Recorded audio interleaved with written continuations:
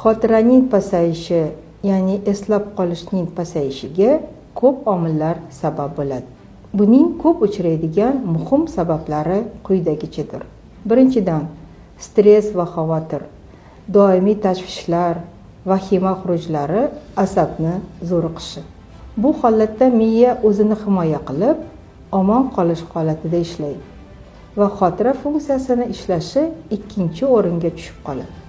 Ikkinchi sabab depressiya yoki tushkunlik. Bunda diqqat pasayadi, yangi ma'lumot yodda qolmaydi. Bemorlarda boshimda tuman hissiyotlari paydo bo'ladi. Bu holatda birinchi navbatda diqqat buziladi va buning natijasida xotira pasayadi. Uchinchidan, uyqusizlik.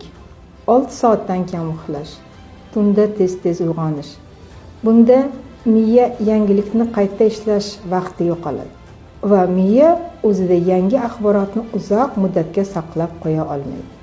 To'rtinchidan, surunkali og'riq va kasalliklar, masalan, bo'g'im og'riqlari, tizza, chanoq bo'g'inlari og'riqlari, surunkali yallig'lanishlar, masalan, surunkali oshqozon og'riqlari, o't tosh kasalliklari, siydik tosh kasalliklari, buyrak, quloq kasalliklari va hokazolar. Bular ham xotirani susayishiga olib kelishi mumkin. Bu yerda surunkali yallig'lanish jarayoni miyaga ham ta'sir qiladi va xotira susayishini rivojlantiradi.